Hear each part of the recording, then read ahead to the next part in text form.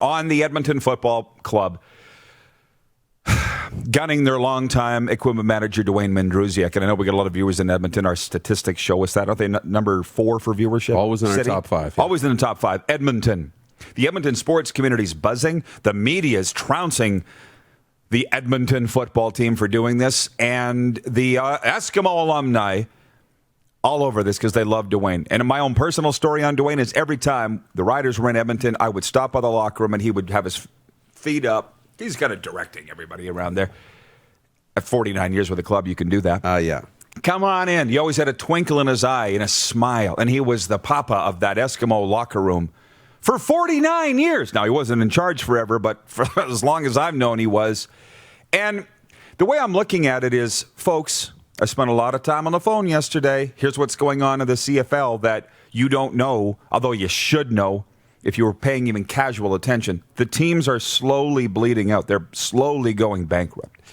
That is the truth. So in the case of Dwayne being let go, hey, we all get let go. It's happened to me multiple times. He will get over it. And everybody knows that. What they're upset about in Edmonton is the way it was done. And even I didn't understand that because nobody gets a 21-gun salute on their way out of town. Like almost nobody. Like the 0.0001% of the people that get a big montage and right.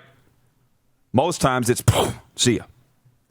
And that's what the Edmonton Football Club did to Dwayne, and that's what people have a problem with. And I didn't really get it until Dustin Nielsen of TSN 1260 Edmonton, who was on this show just the other day, tweeted this. He made a meme of Dwayne like this, looking over Commonwealth Stadium, and it said, "Thanks for 49 years, Dwayne." And he tweeted it. He goes, "I did that in a commercial break of my show. It's not that hard." That's what people are upset about. Not pack your sheet and get out.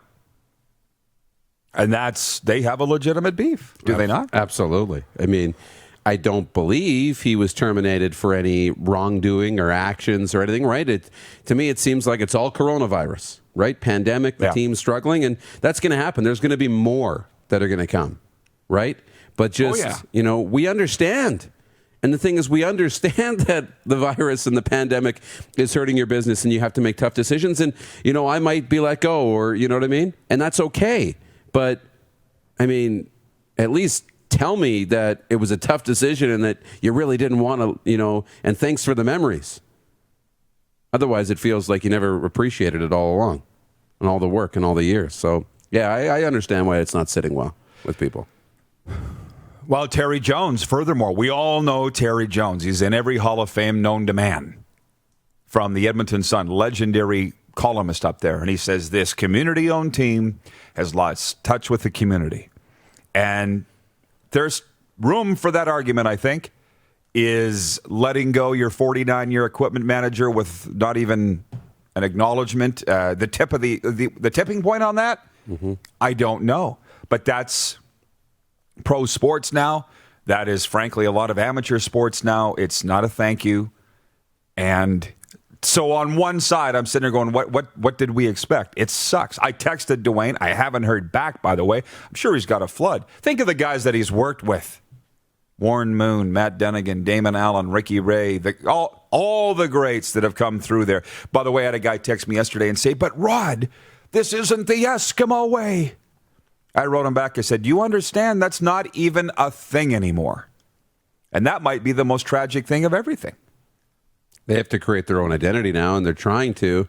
This isn't a good start.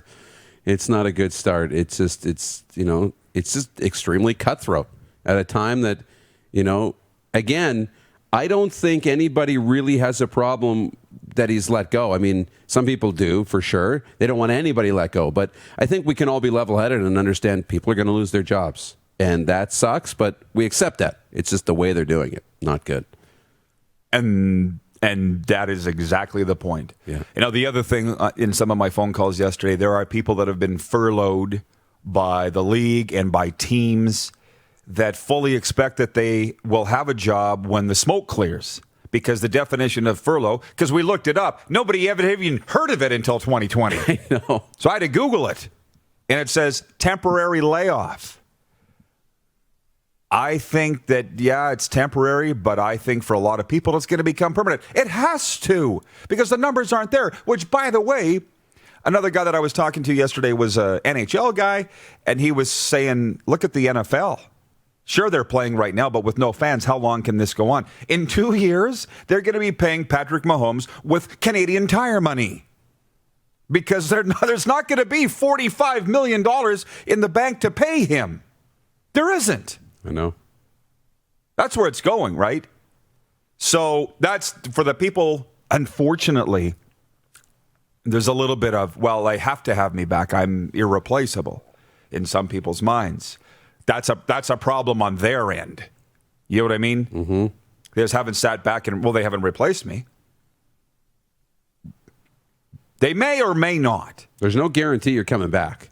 So you got to look out for number one. And I think that's important. And some people are doing it, some people aren't. You're watching Rod Pedersen On Demand. For more of The Rod Pedersen Show, visit rodpedersen.com or follow Rod Pedersen on social media.